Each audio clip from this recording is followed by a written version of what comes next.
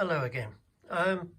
We've skipped a few pages and we've skipped ahead to page 37, step 55, because the pages between the last time I saw you and now were basically putting small and delicate plastic pieces onto the main chassis, and since that's going to be on the side for a while I do the rest of the tubes, I don't want it to get broken and battered.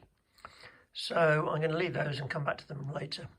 So I've moved on to the area for the tubes, and that's these here. And there's lots and lots and lots of plastic bits to fit to these tubes. And 4 different types. So I've made sure to label them up to save any confusion, because they all come in the same bags. And I've also labelled the steps 3, 2, 4 and 1. Just hope it'll make life a little bit quicker and easier for me. Right, I shall get on with this. Right, we've moved on to pages 37 and 38, which are essentially just putting on surrounds onto the missile tubes, and it's quite complicated. It looks tremendously easy. You're just basically putting 3-sided pieces on and then capping them off with a piece to retain them in place. And the missile tubes are drilled with holes which the plastic pieces locate into, so everything's fine. But as you go through these 4 steps, the missile tube itself, if you notice in this shot, it's got 8 large holes in the centre of the tube facing towards you. When you get to the next step, those are now facing upwards. The next step, they're facing towards you again, and the next step, they're facing upwards.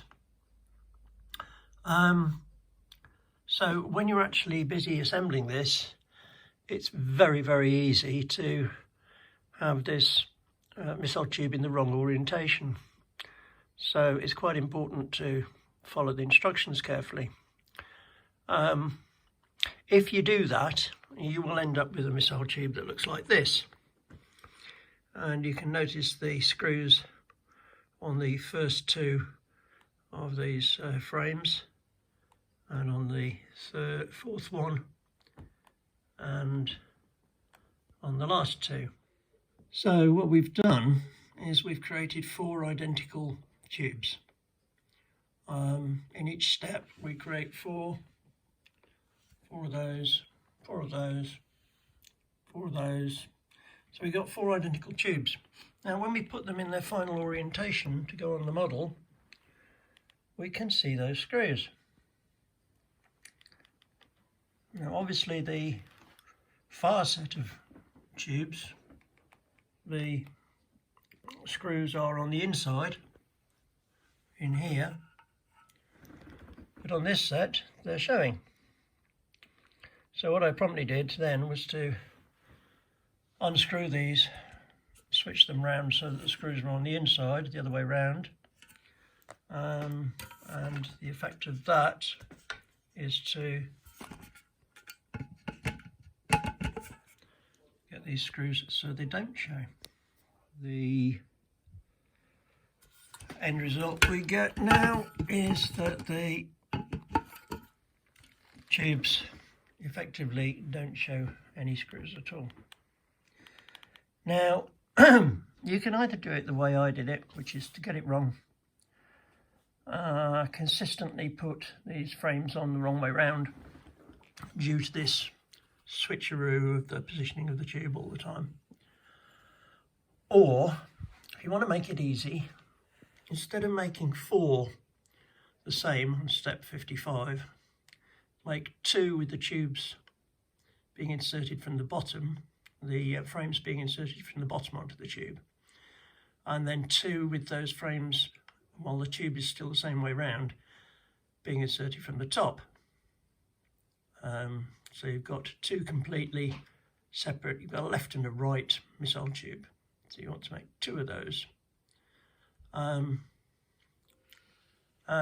exactly the same with this step here for 57. Do the same thing. Sorry about the reflection. Let's try and kill it. There we go. Yeah, step 57, do the same thing. Make two of these with the frames coming up from the bottom and two of them from the frames coming down onto the top. Now, when I say down onto the top, what I mean is, if I can just show you here,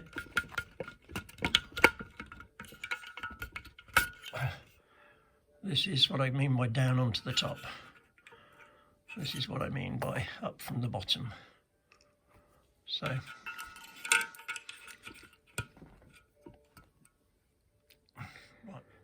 well, that's the easy way. No, it's not. That's the complicated way. You're still having to deal with these rotating tubes, which will cause you to make a mistake. The easy way, I'll show you. Take all four of these tubes and make sure that they're all aligned with the triple holes facing downwards at the bottom. Make sure that they're all aligned with the two tiny holes at the end facing upwards.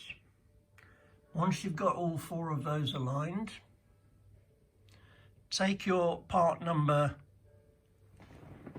2, which are these ones, and put them on from the top. Press them down from the top. Note that these sling hooks will be facing each other. Down from the top, sling hooks facing in. Do that for all four tubes.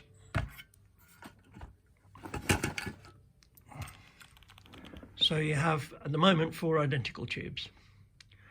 Right, next, move on to step 58, which is these, and take these 4 frames and drop them on from the top again, vertically downwards like that. Do all those the same. Then get the bases, screw them tight so they won't come off. Right, you've now got 4 tubes that are all identical. Here's where they're going to change. The end pieces, these two this end, these two this end, and this strange little 4th piece, which is different to all the rest, which are steps 55 and 57.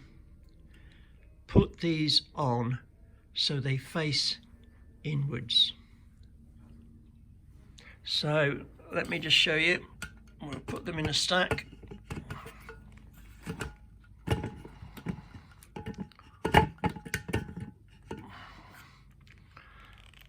This is how these tubes are going to go. They will sit together nicely because these pieces interlink, so they'll stay together in a pair. Put the end caps on from the outside inwards. Put these pieces on from the outside inwards, pointing that way.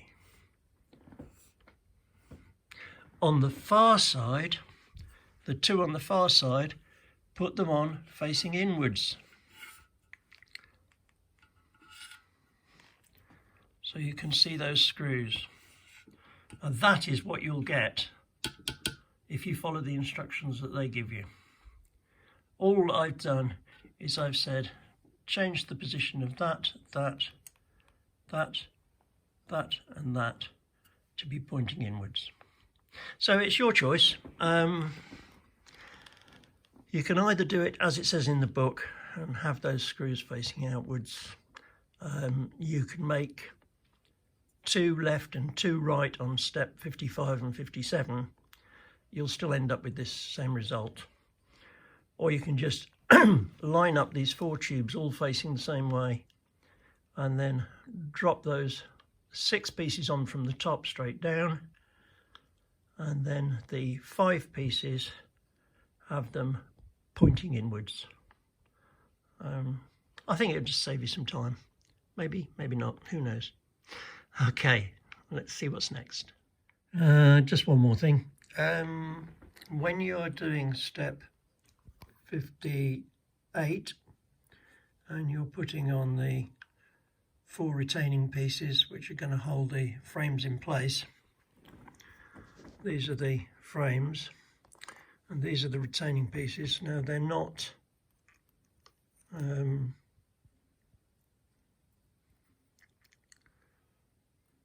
the same as all the rest of the other pieces. All the rest of the other pieces are pretty much identical and can go either way. These ones have to go with the flat edges pointing inwards towards the holes. So this flat side pointing inwards towards these little holes. The reason for that is because if you put them the other way round, and when you come to put these pieces on, they won't fit in. So you'll know straight away if you've got it wrong. So the little lips face outwards, and in between over these holes we've got flat sides so that these pieces will fit in.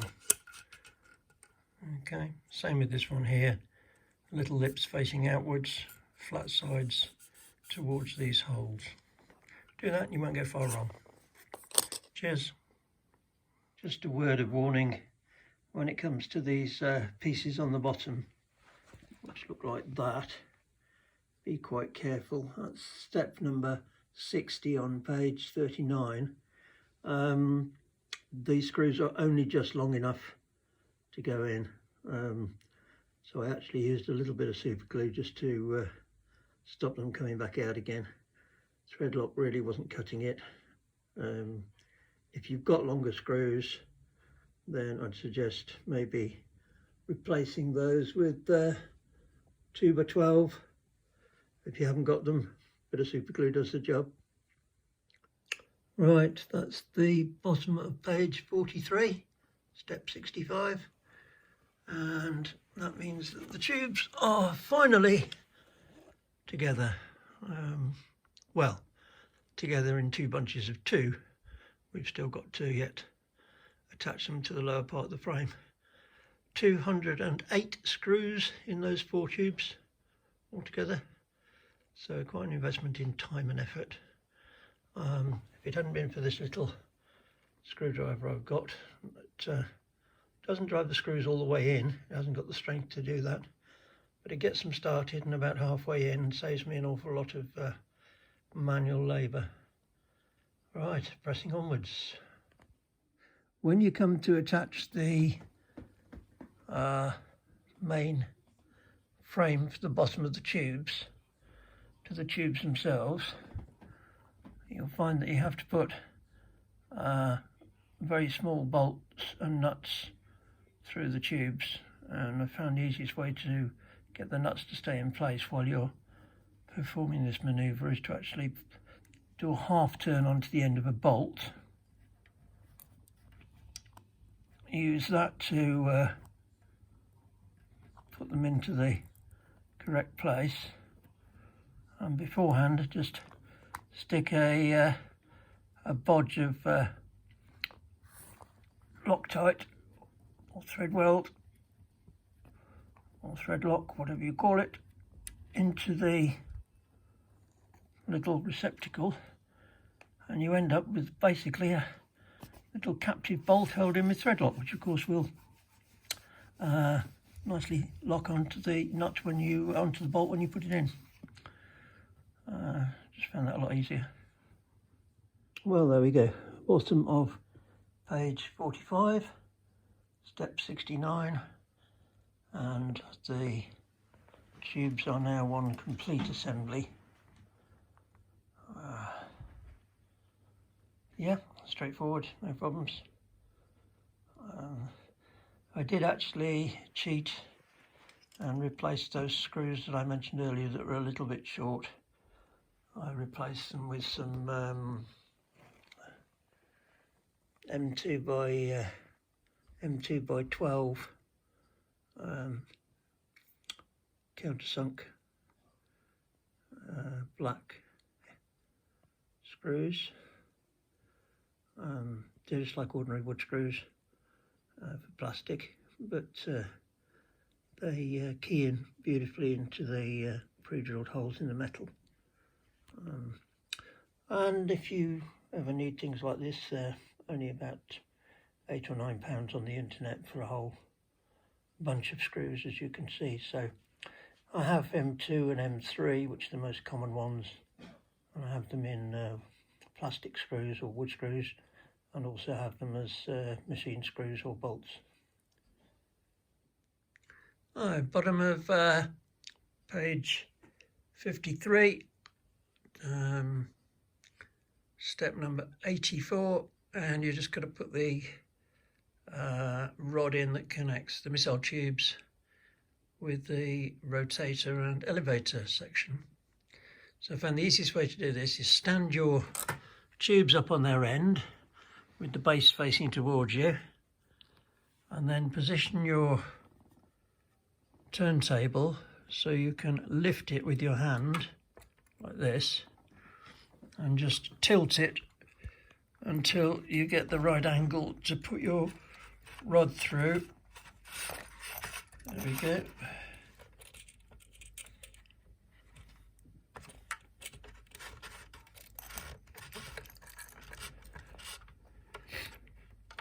You get the picture.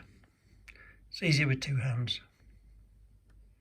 All plain sailing, and we're now on page, bottom of page 49, step 76, where we're fitting the motor that drives the rotation for the missiles. And it shows the motor being fitted to a large piece of metal with the motor wire going through a tiny little hole, which is great. If you do this and you screw the motor in, then when you get to step 77, which is where you place the motor into the actual missile carriage, you discover that they want you to also put the two wires from the slip ring through the same hole, which of course you can't do because you've now got the motor in the way. So if you want to save yourself a bit of time, make sure those two wires from the slip ring go through that hole before you screw that motor down. Anyway, moving on. So once we've got the pin in place, we can now lift this right up vertically until it just touches our missiles, and then we can, if I can get it, pull it.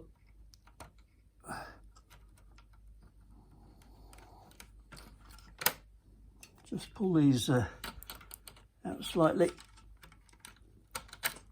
and they should slot in place fine.